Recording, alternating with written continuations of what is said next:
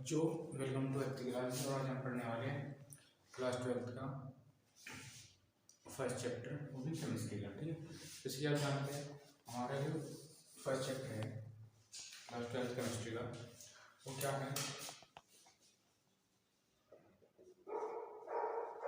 Chemistry.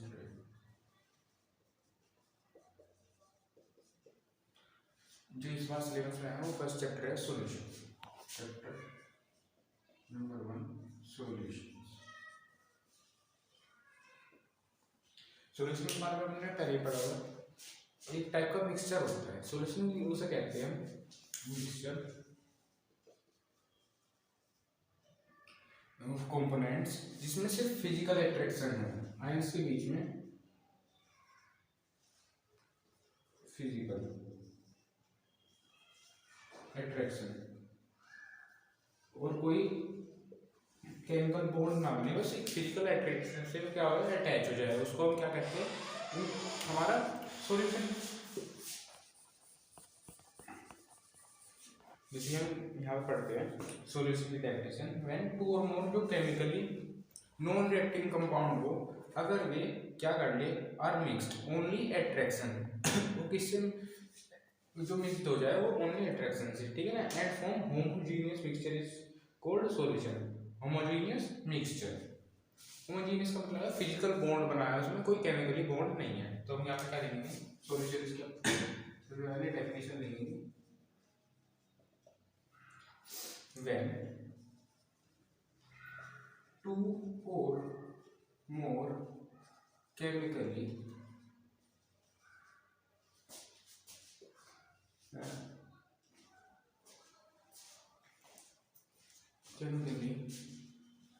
Non reactive, जो आपस में रिएक्ट ना करते हो, नॉन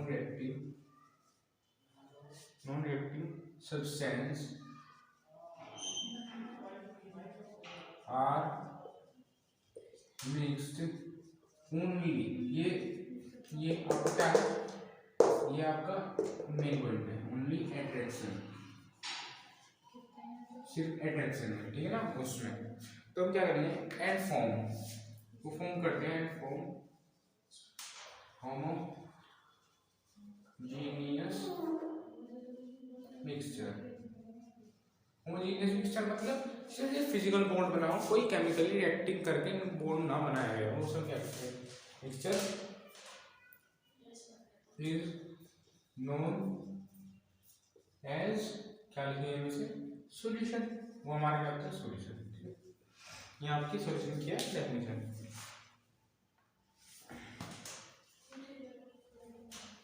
जब हमारे सॉल्यूशन में दो कंपाउंड हो उसको हम कहते हैं बाइनरी सॉल्यूशन। जब 3 और 4 हो उसे कहते हैं 3 और थर्ड वालों कहते हैं टर्नरी। और हम जो अगर हमारे 4 सब्सटेंस कंपोज्ड हो तो उसे हम कहते हैं क्वाटरनरी, ठीक है। तो आपने पढ़ रखा होगा सॉल्यूशन में एक होता है हमारा क्या, सोल्यूट प्लस सोलवेंट, ठीक है, कुछ ऐसा होता है। अगर किसी भी सॉल्यूशन में सोल्यूट जाता है, ठीक है, तो हम उसे क्या कहते हैं, वो कंसंट्रेट है। और अगर हमारा सोलवेंट जाता है वो डाइल्यूट है, ठीक है। क्या लिखते हैं, नोट है हमारा यहाँ पे, state of solution is solvent. Solvent कब होगा, जब ए और बी है डिफरेंट फिजिकल स्टेट। जब कोई ए और बी की हमारी फिजिकल डिफरेंट स्टेट होगी, हमारा वो क्या होगा, सोलवेंट होगा। More amount of solvent is same physical state.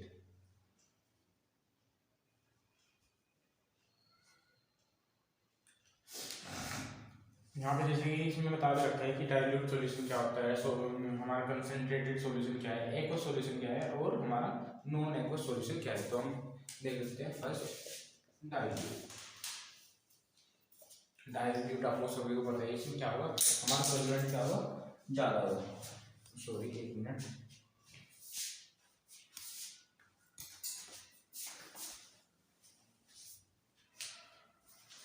यहाँ पे हमारा क्या होगा, हमारा जहाँ पे सॉल्वेंट हो रिस्पेक्टिव सोल्यूट से ज़्यादा होगा। तो यहाँ पे यही है हमारे नोट्स में, a solution in which relatively a small amount of solute is present is called, क्या होगा, solvent. A solution in which relatively small amount of solute is present is called dilute solution. Concentrate में आपका relatively high, ठीक है ना, considering a solution in which relatively large amount of solute is present, इसमें small लिखा है, उसमें relatively large लिख दोगे, वो हमारा कंसंट्रेट हो जाएगा. सेकंड हमारा क्या होता है, कंसंट्रेट, ठीक है. यहाँ पे स्मॉल की जगह लार्ज लिख देना, large amount of solute is present, वही हमारा कंसंट्रेट हो जाएगा. हम थर्ड देखते हैं हमारा एक्वस. एक्वस क्या होता है, ठीक है, जब हमारा कोई भी सॉल्यूट अगर वो हमारा पानी में डिसॉल्व होगा, when solute dissolved in H2O, यानी कि वाटर में अगर डिसॉल्व होगा तो हमारा क्या जाएगा, एक्वस सॉल्यूशन. और अगर हमारा सॉल्यूट फोर्थ होता है नॉन एक्वस. अगर हमारा सॉल्यूट जो डिसॉल्व हो रहा है वो अदर देन वाटर में हो रहा है, वाटर से वाटर में नहीं हो और किसी भी सॉल्वेंट में हो रहा है, तो उसमें क्या लिखेगा, नॉन एक्वस. इसमें यही लिख रखा है, क्या लिख रखा है, when solute is dissolved in solvent other than water is known as aqueous, जैसे कि आयोडीन, अल्कोहल, ठीक है. तो कुछ आपके क्या थे, ये टाइप्स थे आपके, ठीक है, जो कि नॉर्मल बात है, ठीक है. तो हम इससे आगे बढ़ते हैं, तो हम पढ़ते हैं क्या है. क्वेश्चन भी है, choose solvent and solute in the following cases, ठीक है. तो मैं आपको ये क्वेश्चन भी करा ही देता हूँ, ठीक है. ये आप खुद से भी डेफिनेशन लिख सकते हो. हमारा क्या है, डाइल्यूट वो है जिसमें स्मॉल अमाउंट ऑफ क्या है हमारा सॉल्यूट है, कंसंट्रेट वो है जिसमें लार्ज अमाउंट ऑफ सॉल्यूट है हमारा, एक्वस सॉल्यूशन वो है जिसमें कि सॉल्यूट जिसमें डिसॉल्व हो रहा है वो वाटर है, ठीक है ना. और नॉन एक्वस है सॉल्यूट जब हमारा डिसॉल्व हो रहा है अदर देन वाटर, ठीक है. ये अपने डेफिनेशन लिख देंगे सॉल्यूशन. तो हम क्या देखते हैं, अब एक क्वेश्चन है, ये मैं ऐसे पूछता हूँ, brine solution, brine solution aqueous solution, aqueous NaCl, brine solution नमक होता है, ठीक है, NaCl. Here water is solvent, हमारा वाटर क्या होता है, solvent. Crystalline copper sulphate CuSO4, इसमें और 5H2O. CuSO4 क्या है हमारा यहाँ पे फिजिकल स्टेट में हमारा क्या है, सॉल्वेंट है. और हमारा क्या है, aqueous solution of copper. Aqueous solution मतलब एक्वस यानी पानी से मिलेगा ना, तो पानी तो सॉल्वेंट होगा, तो यानी कि is an aqueous solution always water, ठीक है. हमारा equimolar solution of water, ethanol. यहाँ पे सॉल्वेंट क्या होगा हमारा, इथेनॉल, ठीक है. ये यहाँ पे टाइप्स ऑफ सॉल्यूशन है, gases solution, liquid solution, solid solution, जो कि आप पढ़ भी सकते हो पढ़ना चाहो तो, ठीक है. तो यहाँ पे आप इसको प्रोवाइड करा दूंगा अपने नोट्स को, ठीक है. तो हम देखते हैं क्या है, मेथड्स ऑफ एक्सप्रेसिंग कंसंट्रेशन. आपको पढ़ना है कंसंट्रेशन, ठीक है. कंसंट्रेशन को एक्सप्रेस करने की क्या है मेथड, हमारे यहाँ पे 8 मेथड है, ठीक है. फर्स्ट हमारा mass by mass percentage, second हमारा वॉल्यूम परसेंटेज, थर्ड हमारा मास बाई वॉल्यूम, ये काफी क्या है इंपॉर्टेंट है, मास बाई वॉल्यूम, ठीक है. फोर्थ है हमारा मोल फ्रैक्शन, फिफ्थ है हमारा मोलैरिटी, सिक्स्थ है हमारा मोलैरिटी, ठीक है. और सेवंथ है हमारा पार्ट्स पर मिलियन, और एट्थ है हमारा नॉर्मैलिटी, ठीक है. नॉर्मैलिटी बेसिकली हम पढ़ते नहीं है, ठीक है. फर्स्ट हमारा क्या है, मास परसेंटेज W/W, कुछ ऐसा होता है, ठीक है. ये क्या होता है, मास परसेंटेज है वो, तो mass of component in solution क्या होता है, मास ऑफ कंपोनेंट, जिस भी कंपोनेंट को अपन निकालना है उसका मास कितना है इन सॉल्यूशन में. Total mass of solution, total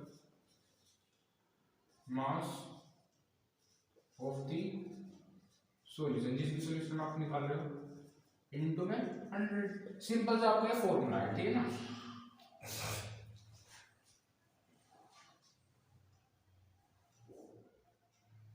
यहाँ पे देखो डब्ल्यू बी क्या डिनोट करता है, ग्राम सोल्यूट, और डब्ल्यू ए हमारा डिनोट करता है हमारा ग्राम सोलवेंट। तो अगर हम इसको देखें, इस वैल्यू में वैल्यू रखें तो हम क्या लिखेंगे, W B plus W A into में 100, ठीक है। तो ये आपका क्या होगा, मास परसेंटेज ऑफ कंपोनेंट, ठीक है। और अगर हमने यहाँ पे डब्ल्यू बी रखा है तो सोलवेंट सोल्यूट का है, क्योंकि डब्ल्यू बी हमारा सोल्यूट कर रहा है। अगर मैं यहाँ पे मास परसेंटेज ऑफ सोल्यूट, ठीक है। और हम और क्लियर करूँ, अगर यहाँ पे ये डब्ल्यू बी सोल्यूट को डिनोट कर रहा है, अगर यहाँ पे आप डब्ल्यू ए लिखोगे, यानी कि ऐसे W A plus W B into में 100, इसका मतलब डब्ल्यू ए क्या कर रहा है, सोलवेंट के आपकी बार आपने मास परसेंटेज इसका निकाल दिया सोलवेंट, ठीक है। तो फर्स्ट मेथड था आपका कंसंट्रेशन को क्या करने का, एक्सप्रेस करने का, मास बाय परसेंटेज, ठीक है।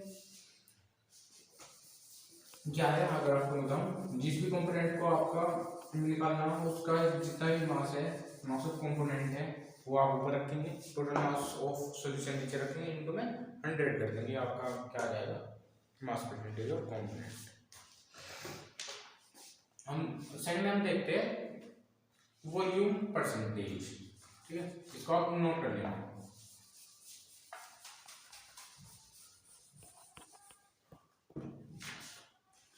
सेकंड है हमारा volume percentage,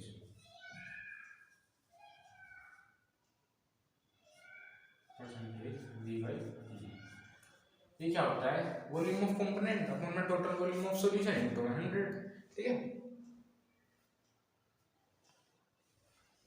volume of component total volume of solution into में 100, ठीक है।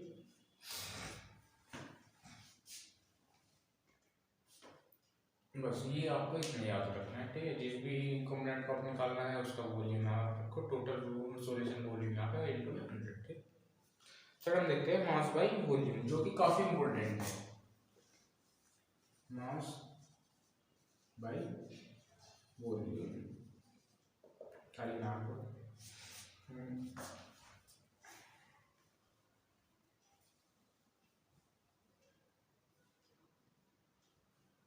यहाँ पे वेट ऑफ सोल्यूट, जो भी आपको सोल्यूट का वेट लिखा है, वॉल्यूम ऑफ सॉल्यूशन इनटू में 100,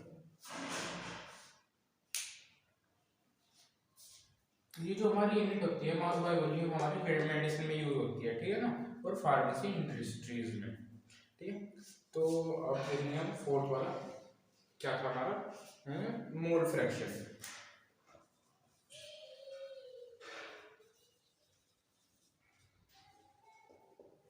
ठीक है। मोल फ्रैक्शन की एक बार आप टेंशन देखो, the ratio of mole of one component to the total number of mole of all components.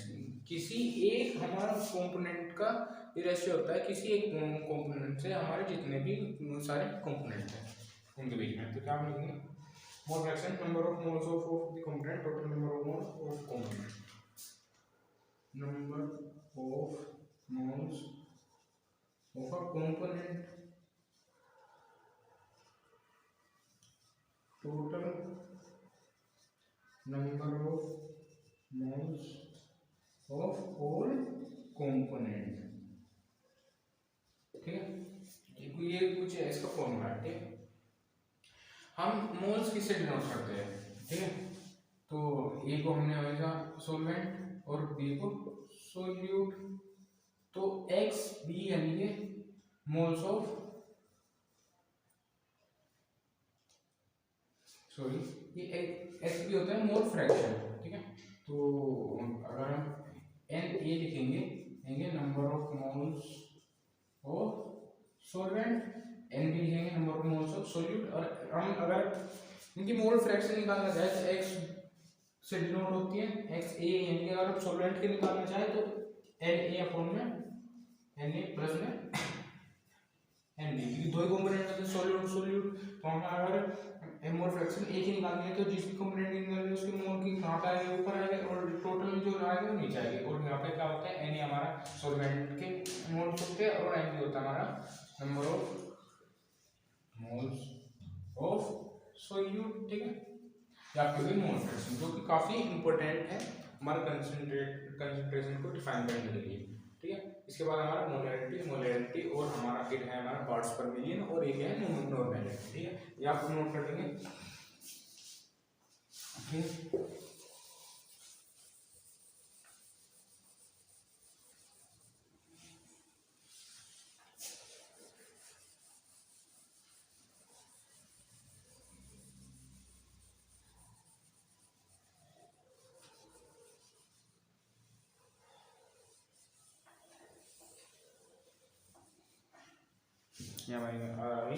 Molarity,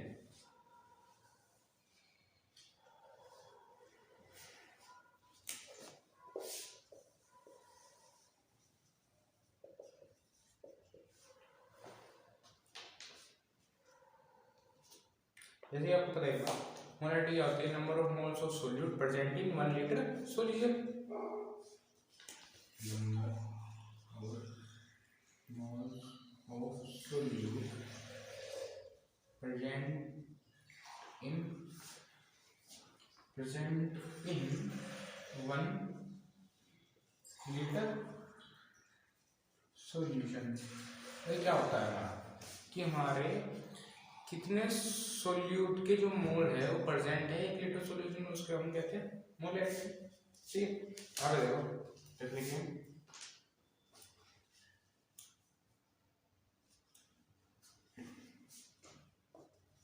moles of solute volume of solution. ठीक है, यह हमारी क्या है मोलैरिटी। इसकी आपके यूनिट क्या होते हैं, मोल पर लीटर,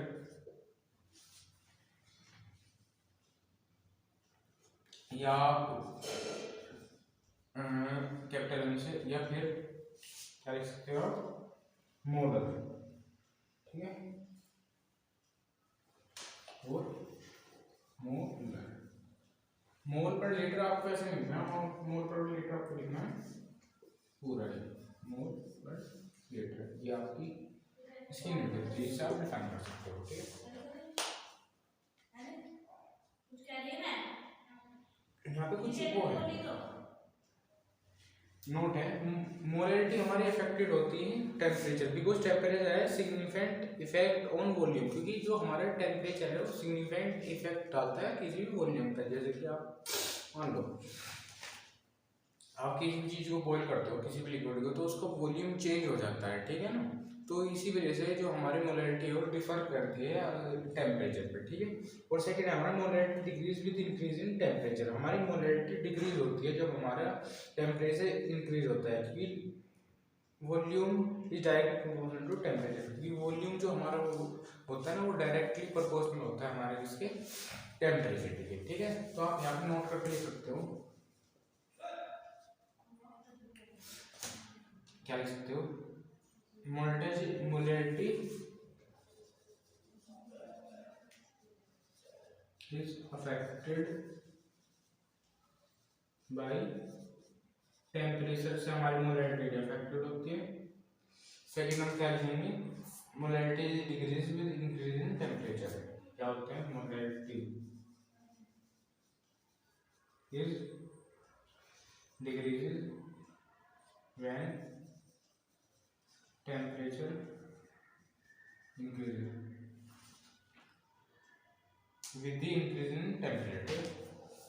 ये हमारी क्या थी, मोलैरिटी। ठीक है ना, ये भी काफी इंपॉर्टेंट है। सिक्स्थ हम देखते हैं हमारी मोलैरिटी, इसको आप नोट कर लेना। ठीक है,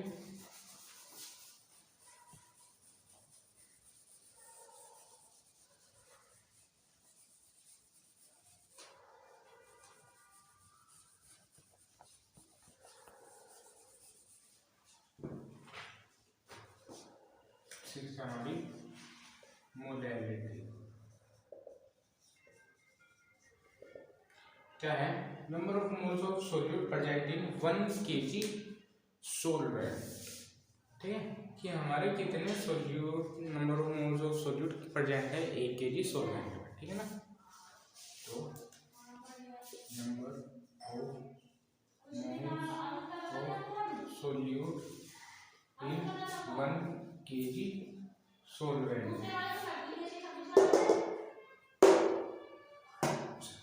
ठीक है ना, तो हमारा ये ठीक है।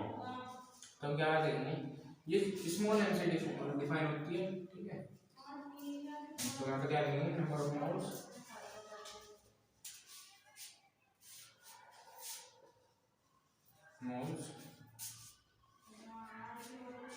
Of solute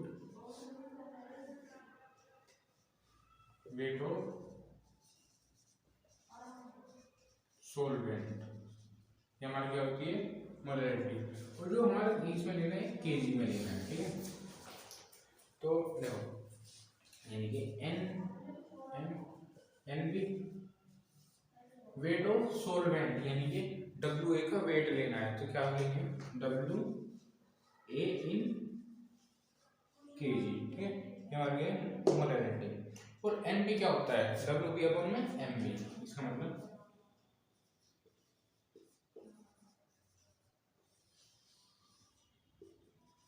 N B. ठीक है, मोल्स। ठीक है,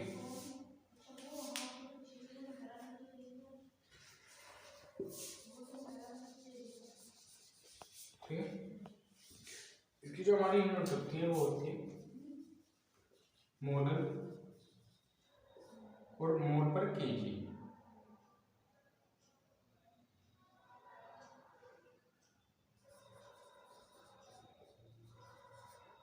हमारी क्या यूनिट है, तो इसमें हमारा यहाँ पे एक रिलेशन भी होता है जो काफी इंपॉर्टेंट है और कभी यूज में आएगा।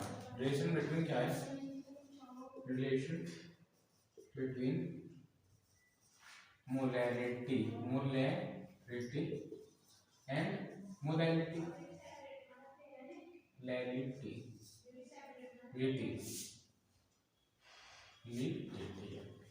क्या है,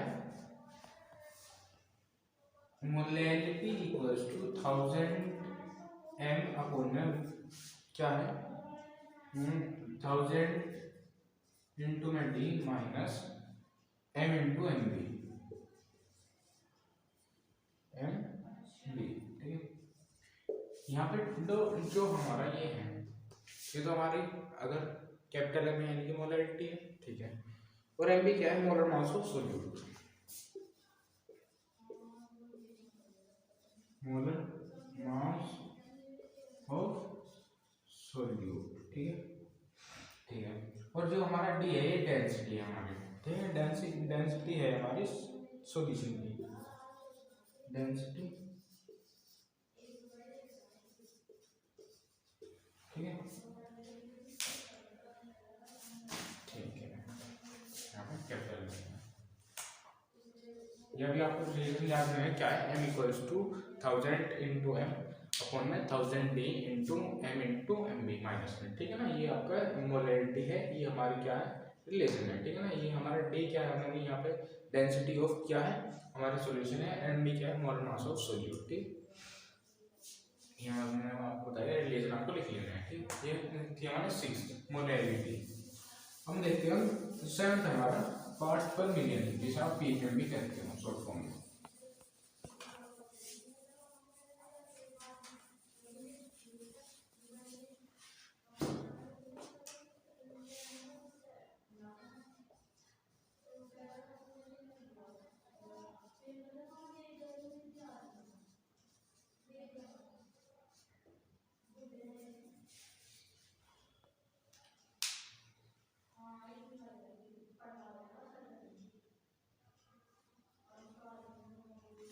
तो क्या है,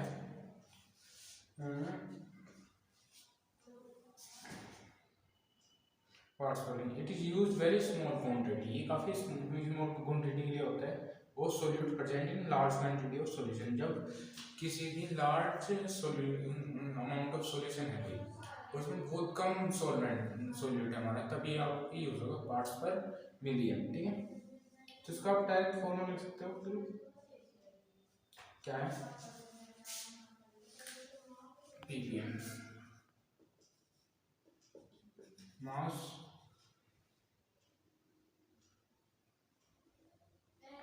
ऑफ ए जिसकी कंपोनेंट का अमाउंट इनटू 10 टू 6 अपॉन में mass of total solution, mass of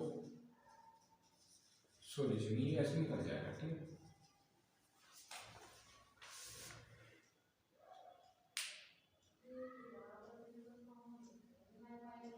ठीक है, आपका क्या हो गया ppm।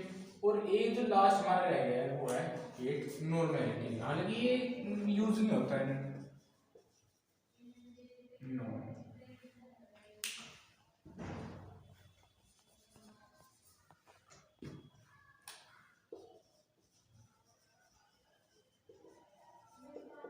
नॉर्मेलिटी क्या होता है, number of gram equivalents of solute present in solution. ठीक है,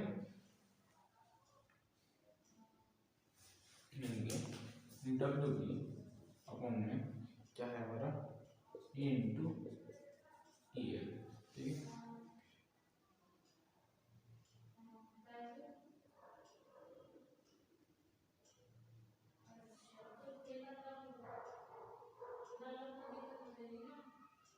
एन इक्वल टू एन। ठीक है, ये हो गया। ठीक है, तो ये जो हमारी कुछ मेथड्स थी कंसंट्रेशन डिफाइन करने की, हमारी पूरी हो चुकी है। आप सोच रहे हो नॉर्मेलिटी में नॉर्मेलिटी को मैं काफ़ी अलग तरीके से पढ़ूंगा, क्योंकि नॉर्मेलिटी बेसिकली आपकी यूज़ नहीं होगी, तो क्लास 12 में यूज़ होगी नहीं, बस ये दे रखी है। यूज़ आपकी कौन सी होगी, ना ही पार्ट्स पर मिलियन इतनी यूज़ होगी, यूज़ होगा आपकी model, molarity, mass by percentage, mass by volume percentage. ये चार जो है आपकी काफ़ी यूज़ होगी, इनमें से भी दो जो आपकी मेनली यूज़ होगी आपकी मोलैरिटी और मोलैरिटी। ठीक है, तो नॉर्मेलिटी कितना कुछ काम लिखिए। ठीक, तो यहाँ पे हम देखते हैं कि एक हमारी आपको होती है डाइल्यूशन इक्वेशन। डाइल्यूशन इक्वेशन क्या होती है, जैसे कि हम लिखें m1v1 इक्वल्स टू m2v2। ठीक है, क्या होता है, ये जो मोलैरिटी है और वॉल्यूम है, ये बिफोर डाइल्यूशन और आफ्टर डाइल्यूशन के बीच में रिलेशन को डिफाइन करता है। डाइल्यूशन इक्वेशन हम उसे कहते हैं। ठीक है ना, तो क्या है हमारा छोटी सी इक्वेशन है, बस आपको याद रखनी है। ठीक है ना, ये नहीं कि आपसे इसकी डेफिनेशन पूछी जाएगी पेपर में, कुछ भी पूछा जाएगा। तो हम लिखेंगे यहाँ पे dilution equation m1v1 equals to m2v2। Molarity और ये वो क्या होता है, molarity and volume before dilution. जब तक हमने डाइल्यूशन नहीं करा उससे पहले की, तो ये है मोलैरिटी और वो हमारा क्या है वॉल्यूम, और m2v2 molarity and volume after dilution. ठीक है ना, आफ्टर डाइल्यूशन के बाद ये हो गया, तो रिलेशन डिफाइन करता है m1 इक्वल्स टू m2v2। ठीक, ये हो गया मल्टी ऑफ मिक्सचर। ठीक है, ये अब टॉपिक दूसरा है कि हम अगर हमारा कोई मिक्सचर है तो उसकी मोलैरिटी कैसे निकालनी है। ठीक है ना, ये आपने नोट कर लिया होगा, यहाँ पर डाइल्यूशन इक्वेशन नोट कर सकते हो।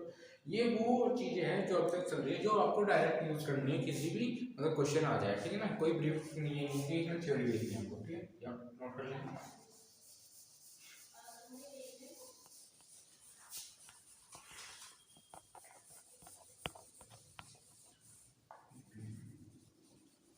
तो अगर आपने नोट कर लिया, नोट कर लेना है, ठीक है ना, क्योंकि अब मुझे इससे चाहिए तो सॉल्यूशन इसको रफ कर देते हैं। थोड़ा इसे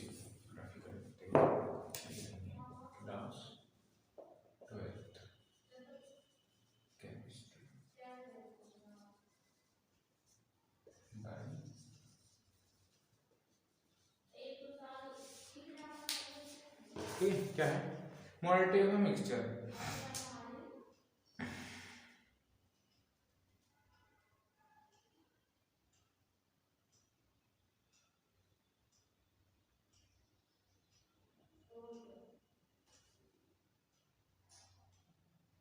ठीक है, मान लो यहाँ पे चार टॉपिक हमारा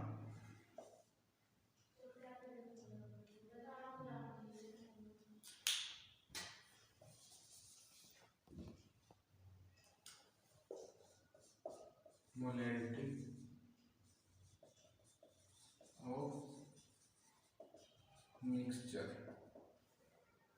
मान लो V1 और M1 मोलारिटी है सॉल्यूशन 1 की, V2 और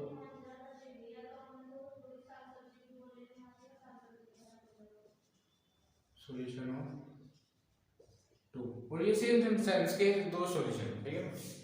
और हमारी इस मिक्सचर की क्या पूछी है मोलारिटी, ठीक है ना। तो हम क्या लिखेंगे, रिजल्टिंग जो हमारी एमटी होगी मोलारिटी ऑफ मिक्सचर, तो क्या लिखेंगे M1 V1 प्लस में M2 V2 अपॉन में V1 प्लस V2, ये आपकी क्या होगी मोलारिटी ऑफ मिक्सचर। इसे याद कर लेना, क्या M1 V1 M2 V2 upon में M1 V1 प्लस V2, ठीक है ना।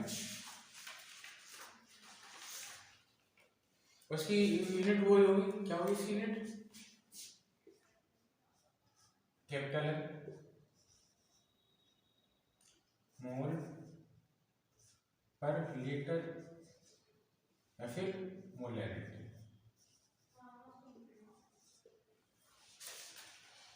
अब इसमें कुछ क्वेश्चन है, ठीक है ना, बहुत ही इजी क्वेश्चन है, ठीक है ना। या क्या कर लेंगे नोट कर लेंगे, ठीक है। अब हम क्वेश्चन देखते हैं, जो भी आपने अभी तक पढ़ा उसी के बेसिस पे इसमें क्वेश्चन दिए, ठीक है। और आपको नोट्स चाहिए तो ये मैं प्रोवाइड करूँगा सभी चैप्टर्स के नोट, ठीक है। कुछ अमाउंट भी होगा इन सभी, क्योंकि देखो ये जो आपके नोट्स हैं ये सभी चैप्टर्स के हैं, और ये कोई ये नहीं है कि मैं आपसे बहुत बड़े नोट्स शेयर करूँगा। ये जो सभी चैप्टर्स के नोट्स हैं आपके, ये अराउंड 20 पेजेस में क्या हो जाते हैं, खत्म हो जाते हैं, ठीक है ना। तो काफ़ी शॉर्ट्स में और काफ़ी ब्रीफ भी है, ये नहीं कि बस ये अगर आपने इससे पढ़ लिया तो आप काफ़ी स्कोर कर सकते हो। और अगर आपको अपने हैंड राइटर बनाने हैं वो तो मैं बोर्ड में कराएगा, ठीक है ना। अगर आप किसी बच्चे को चाहिए तो उनसे कॉन्टेक्ट कर सकता है, ठीक है ना। तो मैं आपको प्राइस बता दूंगा किस प्राइस पे अवेलेबल होंगे, ठीक है। तो हमारे इसमें फर्स्ट क्वेश्चन है, और ये सारे सभी आपके एनसीईआरटी क्वेश्चन है। और आप एनसीईआरटी तो आपको पता ही होगा, जेई के भी पर्पज से केमिस्ट्री की जो बुक होती है एनसीईआरटी वो इनफ होती है, ठीक है ना। यानी कि बोर्ड्स के लिए तो मोर देन इनफ है, ये भी क्वेश्चन आप कर लो। तो क्या है, calculate the mass percentage of benzene. Benzene आप जानते हैं, बेंजीन C6H6 मास परसेंटेज, जो कि हमने सबसे पहली मेथड पढ़ी थी कंसंट्रेशन को डिफाइन करने की, mass percentage of benzene and carbon tetrachloride, carbon tetrachloride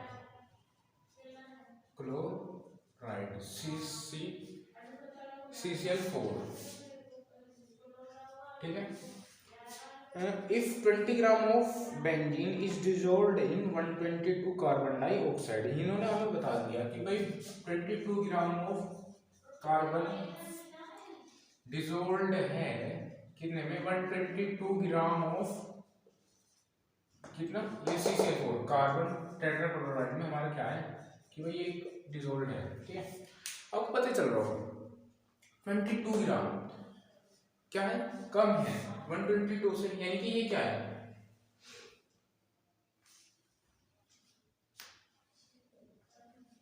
mass percentage of benzene. यहाँ पर लिखेंगे mass percentage of benzene, mass of benzene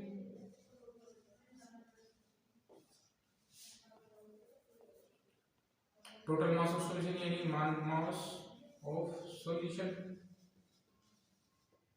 और यहाँ पे क्या लिखेंगे इनटू में 100, यानी कि मास ऑफ बेंजीन कितना हमारा 22। टोटल कैसे मिलेगा, टोटल मास ऑफ जब दोनों का ऐड कर देंगे क्योंकि बेंजीन भी है और उसमें 120 ग्राम ये भी है, ठीक है ना।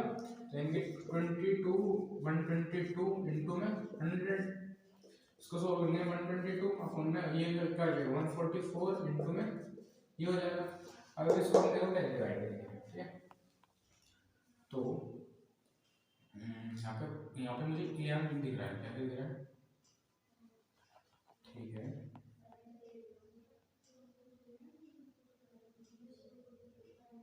144 अगर हम इसका डायरेक्ट आंसर देखें तो 15.28 आंसर है इसका। काफी इजी कैलकुलेशन आप कर लोगे, ठीक है। अब देखो अगर 2 से डिवाइड करें तो 2 7 और 2 12, ठीक है।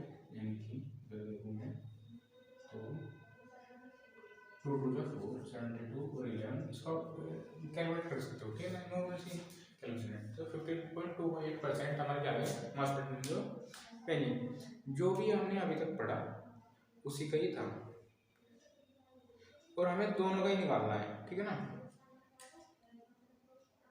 तो अगर हम देखें mass percentage of tetrachloride CCl4 का, बिल्कुल किसी भी परसेंटेज होगा 100 होगी, ठीक है ना। 100% होती है कोई भी चीज, यानी 100% माइनस अगर मैं बेंजीन की घटा दूँ इसमें माइनस कर दूँ तो CCl4 की तो बच जाएगी 100 माइनस 15.28 ये हो जाएगा 72.15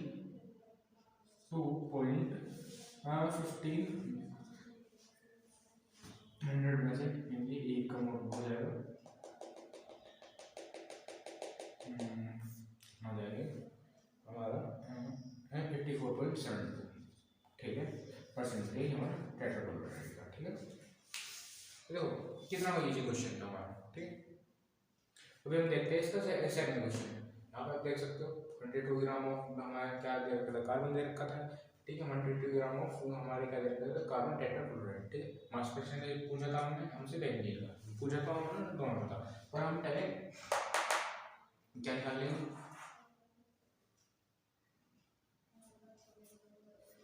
बेंजीन का, ठीक है। बेंजीन का निकाल लेंगे mass of benzene total mass of solution into 100 और 22 अपने 122 प्लस में 20 इनटू 100 ये आएगा 15.28। किसी को आप सभी को होता है कोई भी मास हो वॉल्यूम हो 100% होता है, किसी भी कोई भी चीज 100% माइनस बेंजीन का मास परसेंटेज घटा दे तो यहाँ पे आएगा 84.72 हमारा mass percentage of carbon tetrachloride. इसमें सेकंड क्वेश्चन है calculate the mole fraction of benzene solution containing 30% by mass in carbon tetrachloride, ठीक है। थोड़ा लैंग्वेज पे ध्यान देना क्या क्या है। Question number 2,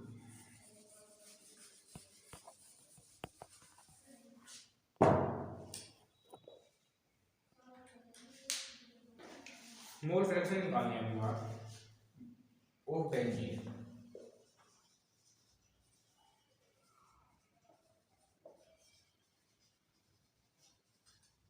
mole fraction of benzene solution containing 30% by mass, ठीक है। इस स्टेटमेंट को काफी ध्यान से पढ़ना है। इन कार्बन टेट्राक्लोराइड ये कोई है CCl4, ठीक है। क्या कह रहा है मान लो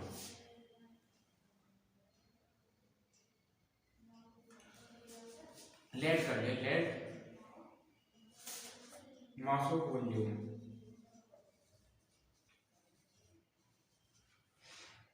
100 ग्राम है, तो क्या है mass percentage by 30% by mass in carbon tetrachloride, ठीक है ना। भाई 30% क्या है हमारा कार्बन टेट्राक्लोराइड है सॉल्यूशन में, ठीक है। तो इसका मतलब लिखेंगे mass of benzene,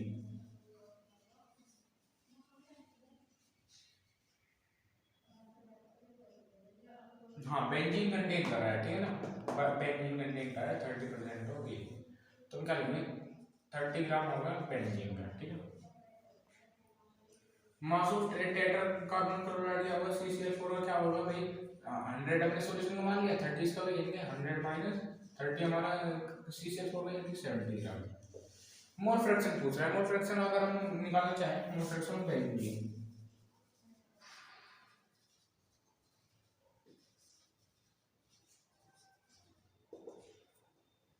moles of benzene upon में टोटल नंबर ऑफ मोल्स जो जितने भी हमारे क्या है कंपोनेंट है, तो हम क्या लेंगे मोल्स ऑफ बेंजीन ये मोल्स ऑफ बेंजीन प्लस में मोल्स ऑफ यहाँ पे CCl4 लिख सकते हैं, तो हम अगर देखें N यहाँ पे देखें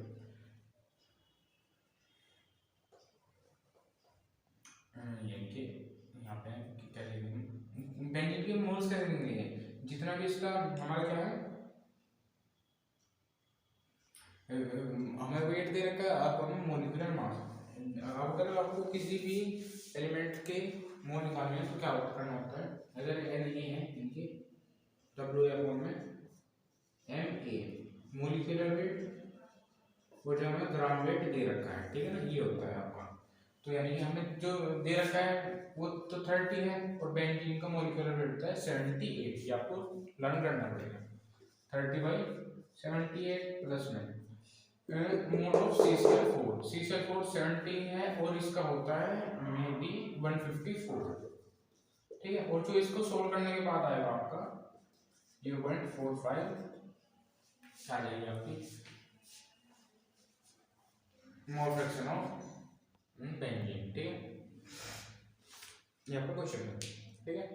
क्या होता है किसी भी एलिमेंट का मोल निकालने हो वो जो भी आपको वेट दे रखा है आपको मोलिकुलर वेट, ठीक है। ठीक यहाँ पे ये आप नोट कर सकते हो, ठीक है। क्वेश्चन में इतना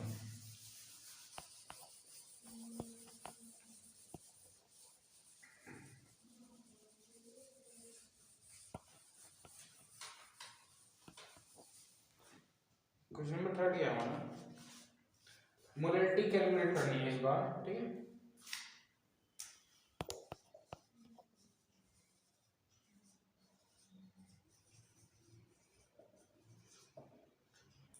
फर्स्ट क्या है 30 ग्राम ऑफ CO NO3 का होल ट्वाइस इनटू 6H2O इन क्या है 4.3 सॉल्यूशन, ठीक है ना, ठीक है। ये लिख देते हैं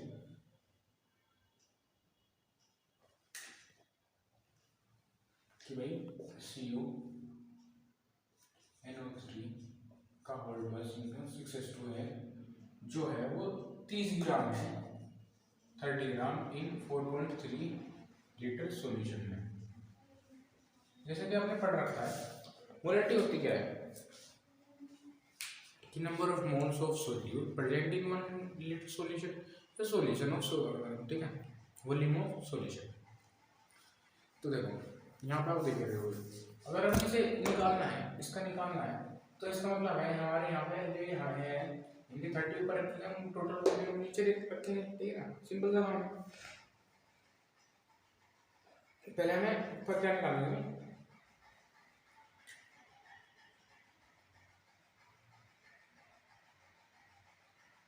moles of solute, moles of solute NB WB अपन में MB, WB हमें गिवन है 30 पर हमें यहाँ पे MB निकालना है, ठीक है। MB कैसे निकालना है, इससे निकलेगा MB। ऐसे कार्बन का कितना होता है यहाँ पे हमने देखे 58.7 प्लस में ये होता है हमारा ऑक्सीजन 28 प्लस में 96 प्लस में 8 इंटू में 6 18 होता है हमारा इसका ऑक्सीजन का, तो ये हमारा वो बैठेगा 290.7, ठीक है ना। तो और हमारा ये है, तो हम मोलैरिटी बाद में निकालेंगे, पहले मोल्स निकाल लेते हैं। एनपी इक्वल्स टू क्या होगा 30/290.7, ठीक है। तो हम कहाँ पर रखेंगे, molarity equals to NP upon में VL, number of moles of solute upon में वॉल्यूम ऑफ सॉल्यूशन, ठीक है। तो 30/290.7 इंटू में कितना हो जाएगा 4.3 लीटर दे रखा है। तो अगर ये चीज हम सोल्व करेंगे तो क्या आएगी 0.024 मोल पर लीटर आपकी क्या आएगी मोलैरिटी। इसमें हमें बी पार्ट भी है, बी पार्ट में क्या पूछ रखा है 30 ml ऑफ 0.5 m, ठीक है। इसको डाइल्यूटेड टू, ठीक है। ये डाइल्यूशन इक्वेशन का क्वेश्चन है। क्या रहता है कि 30 ml ऑफ 0.5 मोलैरिटी का H2SO4 है और हमने इसे डाइल्यूट कर दिया 500 ml पे। तो हमें क्या पूछ रहा है, ये हमारा सेकेंड मोलैरिटी पूछ रहा है। M1 मैंने आपको दिख रहा होगा 30 ml इनके M1 डाइल्यूशन को लिख दूं M1 V1 equals to M2 V2 की सम को हम यहां पे सॉल्व करके M1 आपका 30 ml है 30 V1, ठीक है ना। M1 ये है V1 30 ml और V1 क्या है 0.5, M2 इनटू में 500 क्या है आपका V2, यहाँ पे M2 निकालना है आपको, ठीक है। M2 इक्वल्स टू 30 इनटू में 0.5 अपॉन में 500, ठीक है। 5 यहाँ पे क्या कर गया, ये बच गया इनके 0.03 क्या आ रही है अपनी मोलैरिटी M, ठीक है ना, 0.03 मोल पर लीटर, ठीक है ना। यहाँ पे क्वेश्चन नंबर 4 और 5, ठीक है। इनको सभी क्वेश्चन को नेक्स्ट वीडियो में कवर करना है क्योंकि जो इससे आगे क्वेश्चन है थोड़े ट्रिकी है, ठीक है। तो इस वीडियो में इतना ही। आई होप ये वीडियो आपको अच्छी लगी, अगर अच्छी लगे तो वीडियो को लाइक करना, शेयर करना और मेरे चैनल को आदित्य क्लासेस को सब्सक्राइब करना, ठीक है। और जो भी आपको पढ़ना है इसको रिवाइज कर लेना, ठीक है ना। यहाँ पे हमारे जो कंसंट्रेशन को एक्सप्रेस करने के मेथड थे वो 8 मेथड थे हमारा, mass percentage, volume percentage, mass by percentage, molarity, normality, parts पर मिलियन और हमारा क्या था नॉर्मैलिटी, ठीक है ना। ये काफ़ी ये थी हमारी मेथड्स थे, उनको रिकॉल कर लेना, इनकी यूनिट्स याद रख लेना। डाइलेशन इक्वेशन थी M1 V1 M2 equals to M2 V2, ठीक है ना। मोलैरिटी ऑफ मिक्सचर क्या थी MT equals to M1 V1 जिसमें M2 V2 अमाउंट में V1 प्लस V2, ठीक है। इस वीडियो में इतना ही, थैंक यू बच्चों।